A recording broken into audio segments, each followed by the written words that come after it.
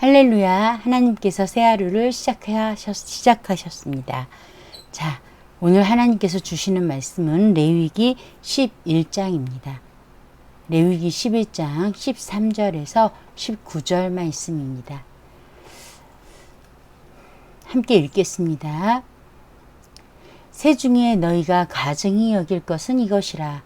이것들이 가증한 즉 먹지 말지니 곧 독수리와 솔개와 물수리와 말똥가리와 말똥가리 종류와 까마귀 종류와 타조와 타호미스와 갈매기와 새매 종류와 올빼미와 가마우지와 부엉이와 흰 올빼미와 사다새와 너새와 황새와 백로 종류와 오디새와 박쥐니라.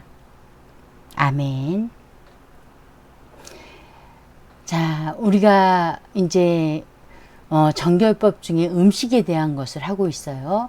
그래서 짐승들, 땅 위에 있는 짐승들에 대해서 먹을 것과 먹지 못할 것, 그리고 물속에 사는 생물들 중에서 먹을 것과 가증한 것, 이렇게 나누어 가지고 우리가 배웠습니다. 오늘 본문을 보니까 오늘은 하늘을 나는 것들이에요. 하늘을 나는 것들. 그런데 또 이번 그 하늘을 나는 새는 이렇게 나누시네요. 먹지 않아야 될 새들을 그 종류와 이름을 정확히 말씀을 하셨어요. 종류와 이름을. 그래서 보면 독수리, 솔개, 물수리, 말똥가리와 말똥가리 종류, 까마귀 종류와 또 까마귀, 그리고 타조와 타오마스와 갈매기, 새, 매, 올빼미, 가마우주와 부엉이, 흰올빼미와 사다새와 너새, 황새와 백로 종류, 오디새와 박쥐. 이 대부분이 하늘에서 사는 새들이고요. 황새와 백로 같은 경우에는 물에서도 지내는, 물에서 살기도 하면서 날기도 하는 새의 종류에 해당이 되죠. 자, 이러한 새들이 언급된 이유가 무엇일까요? 우리가 이제 그걸 알아야겠죠. 왜 이런 새들이 언급됐을까? 그래서 이 새들에 대한 공통점을 보니까요. 먼저 주로 지금 언급된 새들이 먹는 음식들이, 이들이 먹는 음식, 언급된, 말하자면 이 부정한, 가증히 여길 만한 새들의 먹는 음식들이 대부분이 육식이라는 거예요. 대부분 육식을 먹고 시체를 먹는다는 거예요. 죽은 시체. 재미있죠? 그리고 이들이 사는 곳이 또 재미있어요. 주로 광야나 황무지. 그러니까 사람들과 어울려서 사는 것이 아니라 광야나 황무지 같이 사람들과 좀 동떨어진 곳에서 산다라는 거죠. 그리고 이들이 참 재미있게 악령들과 많이 관련되어져 있는 새들이래요. 특별히 이들 중에 뭐 부엉이라든지 뭐 여러 가지 새들은, 올빼미 같은 새들이요. 이런 새들은 우상을 섬기는 어떠한 신의 모양이 되기도 했다라는 거예요. 자, 그리고 또 이 새들의 특징이 무엇이냐? 이들은 주로 야행성이래요. 밤에 움직여 다닌다는 거예요. 그래서 어두움을 상징한다. 그리고 이들은 부패한 것을 좋아한다는 거예요. 시체와 같이. 시체는 피가 부패한 것이죠. 물론 살도 부패한 것이죠. 이런 부패한 것을 좋아한다라는 거예요. 그리고 창조 질서의 경계를 넘나든다라는 거예요.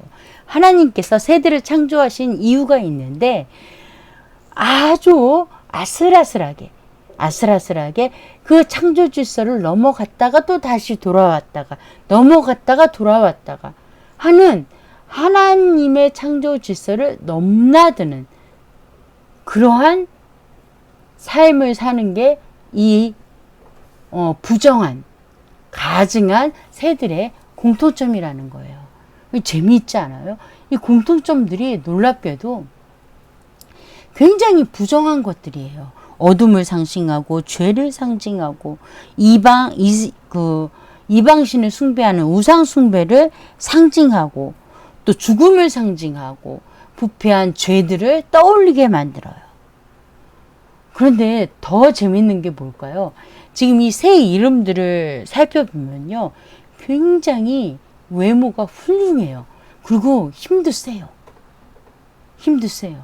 뭐 독수리나 솔개, 뭐 매 이런 새들은 아주 야생 동물도 물어가지고 죽여서 잡아먹을 수 있을 만큼 힘도 세고 시력도 좋잖아요.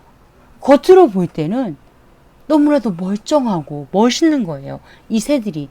보면 볼품없다 하는 새가 없어요. 심지어 박쥐나 올빼미조차도 그 모습이 너무너무 훌륭해요. 겉모습으로는 너무 훌륭하고 건강해 보여요. 그런데 이들이 추구하고 즐겨하는 것은 하나님의 창조 질서를 넘나들거나 아니면 부패한 것들이라는 거예요. 그리고 어두움을 사랑한다라는 거예요. 그리고 우상 숭배의 당사자가 되거나 거기에 필요한 악령들이 쓰는 도구가 되어진다라는 거예요. 그래서 지금 이러한 것들을 물론 전체적인 정결법 속에서 음식을 정결하게 먹어야, 구별되게 먹어라 라고 하시는 하나님의 말씀의 전체적인 메시지는 구별되어야 한다. 거룩하게 살아야 된다. 거룩으로 가야 한다. 라는 것들을 가르쳐 주시지만 특별히 오늘 이 새들, 부정한 새들, 가증한 새들을 언급하시면서 우리에게 주시는 메시지가 무엇일까요? 이거는 이스라엘 백성이나 오늘 저와 여러분, 교회에 하시는 말씀이나 크게 다르지 않을 것으로 보입니다. 무엇이에요? 이들이 가지고 있는 이중성입니다. 이중성이에요. 우리가 이스라엘 백성도 마찬가지고 저와 여러분도 마찬가지예요. 겉으로 볼 때 훌륭해 보일 수 있어요. 그런데 그게 어디서 기인했는가가 중요하다라는 거예요. 그 속이 하나님을 사랑함으로 하나님의 뜻에 따라 하나님에게서 기인된 거룩함인지 구별됨인지 아니면 구별됨을 가장한 것인지 그 구별됨을 가장하게 되면 이들과 같이 어때요? 하나님의 창조 질서를 넘나든다라는 거예요. 일정할 수가 없어요. 그런데 그걸 우리가 어떻게 해요? 합리화함으로 그렇지 않다라고 생각하는 이유가 되어져요. 자기 죄를 깨닫지 못하기 때문이에요. 어떻게 되면요? 하나님에게서 기인하지 않으면 내가 창조 질서를 넘나드는데 하나님의 말씀에 따라 살지 않는데도 그렇지 않다라고 믿는다라는 것입니다. 상당히 중요한 구절이에요. 결국은 우리의 구별됨이 어디서 기인해야 된다고요? 바로 하나님으로부터 기인된 것, 하나님을 믿음으로 말미암아 하나님의 말씀으로 새롭게 되어지고 또 그분의 뜻에 따라 순종함으로 말미암아 기인되어져야 우리가 진정한 거룩한 삶을 누릴 수 있다는 것입니다. 기도하겠습니다. 좋으신 하나님 아버지 귀한 말씀 주셨습니다.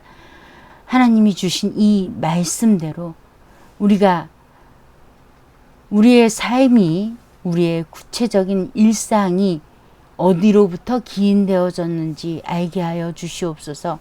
사람 때문인지 사람의 이목 때문인지 나의 욕심과 계획 때문인지 아니면 하나님 때문인지 알게 하셔서 오직 하나님 때문에 하나님의 사랑 때문에 하나님의 은혜 때문에 구별된 삶을 살아가는 진정한 거룩한 삶을 누리게 하여 주시옵소서.